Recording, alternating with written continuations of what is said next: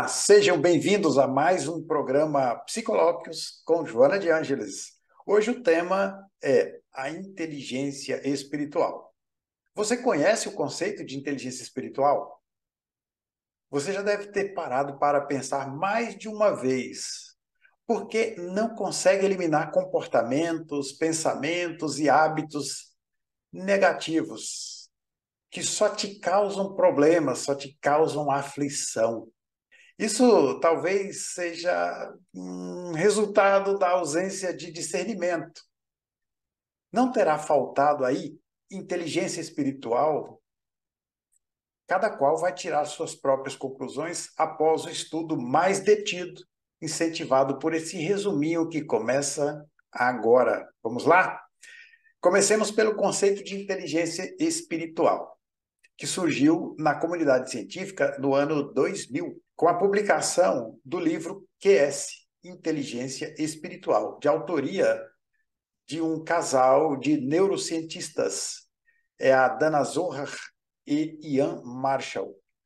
E eles lançaram esse livro 13 anos após o lançamento do primeiro volume da série psicológica Joana de Ângeles, que trata do tema com profundidade, sem nomeá-lo. Ela não usou essa expressão nova, cunhada pela neurocientista já mencionada. Em 2011, em uma entrevista, Dana Zohar respondeu o que significa inteligência espiritual do seu ponto de vista diante das suas pesquisas. Ela disse que é uma terceira inteligência que coloca nossos atos e experiências num contexto mais amplo de sentido e valor, tornando-os mais efetivos. Ter autoconsciente espiritual, ou seja, um elevado QS, implica ser capaz de usar o espiritual para ter uma vida mais rica e mais cheia de sentido, adequado senso de finalidade e direção pessoal. O QS aumenta nossos horizontes e nos torna mais criativos. É uma inteligência que nos impulsiona. É com ela que abordamos e solucionamos problemas de sentido e valor. O QS está ligado à necessidade humana de ter propósito na vida. É ele que usamos para desenvolver valores éticos e crenças que vão nortear as nossas ações. Nos dias atuais, estamos precisando muito mesmo. Agora, em sentido amplo, inteligência, em sentido amplo, é a capacidade mental de raciocinar, planejar, resolver problemas, abstrair ou compreender ideias e linguagens e aprender.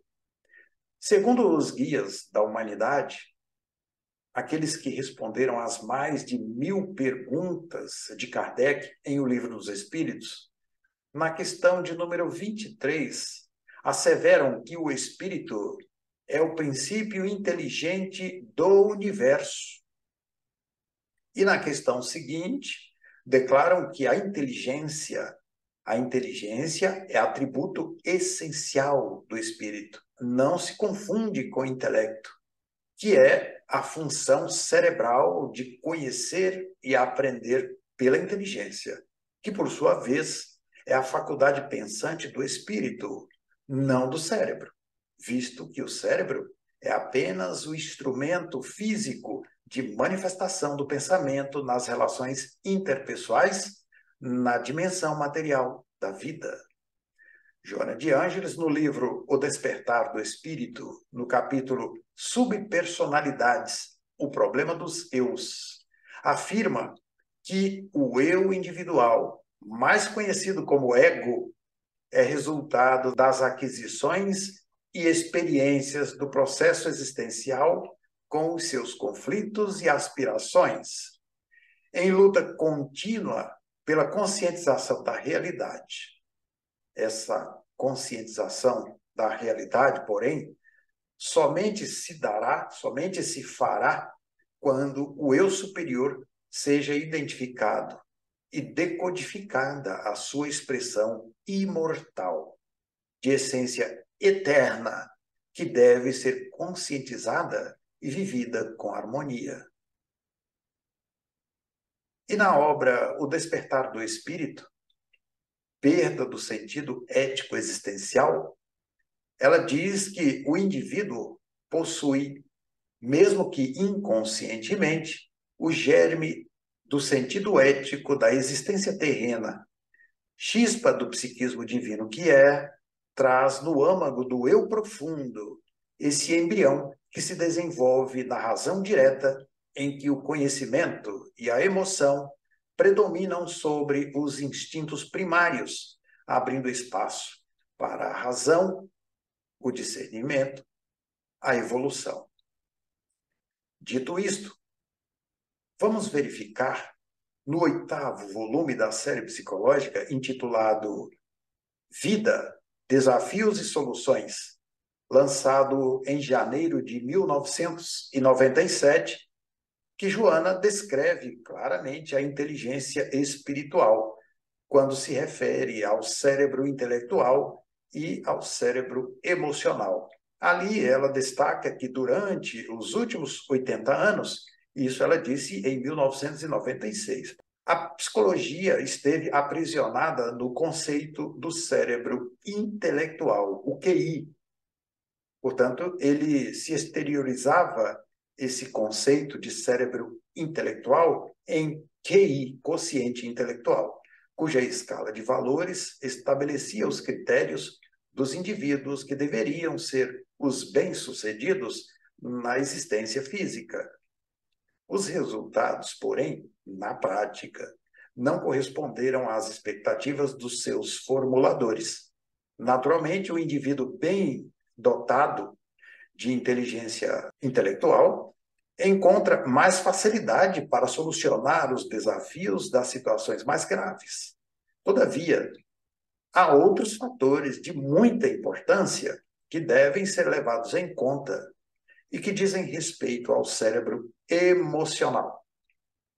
E aqui ele entra como QE, quociente emocional. Porquanto o ser humano é, antes de tudo, um feixe de emoções que o dirigem, condicionam, elaboram programas para a sua estrutura psicológica, contribuem para a sua autorrealização. Então, continuando, ela diz que viver é construir-se interiormente, superando cada patamar da evolução, mediante o burilamento, o refinamento de si mesmo.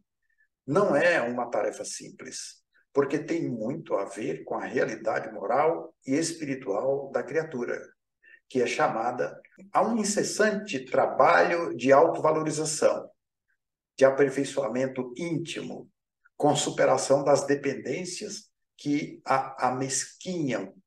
Convidada às conquistas exteriores, isto é, essas conquistas horizontais que dizem respeito ao ego, às realizações da vida física, multiplicam-se os estados perturbadores na área da emoção, estados fóbicos, complexos de inferioridade ou de superioridade, narcisismo, egolatria, ressentimentos, inquietações quanto ao futuro, carência afetiva, transtornos neuróticos e psicóticos em variada gama que não sabe como administrar, em razão da falta de hábito de adentrar-se interiormente pela meditação, pela reflexão, a fim de saber exatamente o que deseja da atual existência.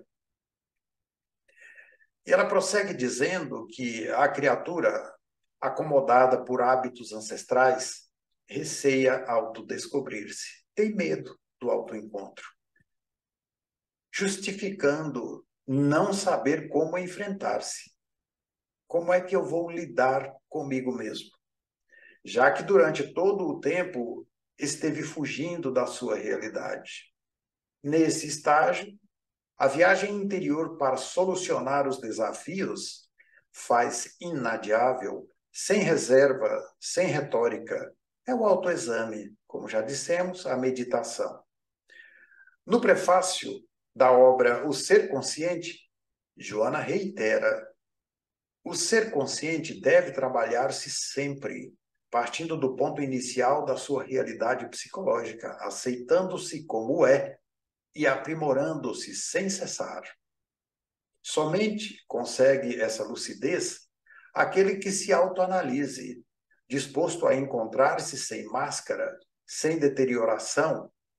Para isso, não se julga, nem se justifica, não se acusa, nem se culpa, apenas descobre-se. E ela prossegue ensinando-nos como adquirir o hábito da vida interior. O processo da evolução, facultando o surgimento da inteligência que dimana do espírito, deverá predominar no comportamento do ser, propõe, inevitavelmente, a superação dos condicionamentos mais primários, os instintos, que constituem vitórias naturais e ensejam conquistas mais expressivas na área do psiquismo. A disciplina mental é indispensável recurso para a desejada ascensão do instinto para a razão. Voltando à questão do QI, quociente intelectual, você já deve ter percebido que há indivíduos muito inteligentes, isto é, com elevado QI, porém muito acomodados e até preguiçosos. Sobre isso, Joana diz o seguinte: foi possível observar com o passar do tempo que homens e mulheres superdotados não lograram o êxito desejado por falta de vontade para a luta, por acomodação ou eleição de outros valores prazeres que os dificultam na conquista do bem-estar. Simultaneamente, outros com menor capacidade intelectual, ou seja, com QIs relativamente baixos, variando entre 90 a 100 pontos, conseguiram realizar coisas, planos e sonhos, e realizar-se, isto é, desenvolveram a melhor versão de si mesmas, devido à sua tenacidade e esforço moral para alcançar os patamares que se prometeram e não pararam de lutar sem os atingir. E aqui merece destaque que essa tenacidade e esforço moral, que geralmente não fazem parte do currículo escolar e acadêmico, é, pois, uma evidência de inteligência espiritual, que corresponde ao grau evolutivo do espírito, independente da sua condição social. É o nível de consciência já alcançado por ele em outras experiências físicas. Muitas vezes têm sido encontrados aqueles que alcançaram o expressivo QI de 160 pontos. E, não obstante, são dirigidos, liderados, conduzidos por outros que não passaram de 100. Mas por que isso? Simples. O quociente intelectual, por si só, como você já percebeu, não garante realizações relevantes. É necessário o equilíbrio entre o QI, o QE e o QS. Inteligência intelectual, inteligência emocional e inteligência espiritual. Aí sim, é sucesso garantido. Não é raro ver pessoas com QI relativamente baixo assumirem o protagonismo em diversas situações no palco da vida. Como desenvolver a nossa inteligência espiritual? A benfeitora sugere, para começar, a oração, a relaxação e a meditação. Antes, porém, de todas essas disciplinas psicológicas e as das doutrinas parapsíquicas, o Espiritismo descortinou para a criatura a valiosa possibilidade de ser consciente, concitando-a ao autoencontro e à autodescoberta a respeito da vida além dos estreitos limites da matéria, isto é, a vida antes do corpo, que prossegue além dele. Conclusão: pensando e agindo como seres imortais, que em verdade somos, seremos espiritualmente inteligentes. Assim, integrando os 3 níveis de inteligência: inteligência intelectual, a inteligência emocional e a inteligência espiritual. Somos criaturas semelhantes ao eterno Criador, portanto, espíritos imortais. E aqui a gente termina pedindo que você comente, faça seu comentário abaixo da descrição desse vídeo. Não se esqueça de compartilhar com seus amigos, amigas, contatos diversos. Mas leia as obras indicadas, e amplie sua inteligência espiritual para que você seja ainda mais feliz. Muita paz e até breve.